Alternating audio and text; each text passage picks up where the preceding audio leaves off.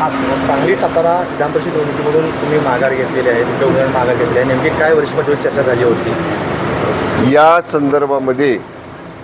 सातारा सांगली स्थानिक स्वराज्य संस्था विधानसभा मतदारसंघामध्ये शिवसेना पक्षाच्या वतीनं आमचे ज्येष्ठ सहकारी सांगली जिल्ह्यातले माननीय तानाजीराव पाटील अध्यक्ष यांच्या उमेदवारीसाठी पक्ष आग्रही होता आणि त्या संदर्भात माननीय पक्षाचे मुख्य नेते आणि राज्याचे उपमुख्यमंत्री एकनाथजी शिंदे साहेबांना आम्ही भेटलो देखील होतो.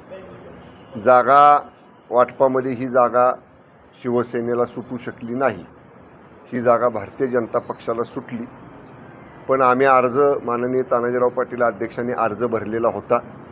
पण अर्ज भरतानाच त्यांनी सांगितलं होतं की पक्षाचा निर्णय मला मान्य राहील.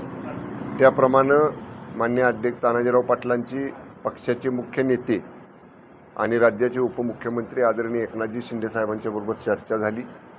आदरणीय शिंदे साहेबांनी महाराष्ट्रामध्ये आपण युती धर्म सगळीकडे पाळायचा आहे. ज्या ठिकाणी भारतीय जनता पक्षाचे उमेदवार आहेत आणि तिथं समजा शिवसेनेच्या काही पदाधिकाऱ्यांनी बंडखोरी किंवा अर्ज भरलेला आहे त्यांनी माघार घ्यायची आहे, आणि जिथं शिवसेनेचे उमेदवार आहेत तिथं भारतीय जनता पक्षाच्या लोकांनी जर काही अर्ज भरले असते तर ते त्यांनी माघारी घ्यायचे आहेत. युती धर्म पाळण्याच्यासाठी माननीय पक्षाचे मुख्य नेते एकनाथजी शिंदे साहेबांच्या आदेशाप्रमाणे तानाजीराव पाटील अध्यक्षांनी आज आपली उमेदवारी मागं घेतलेली आहे.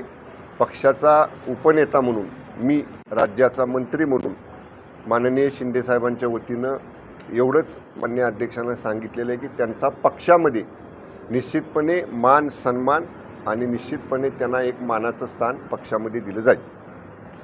अध्यक्ष बोलतील आता.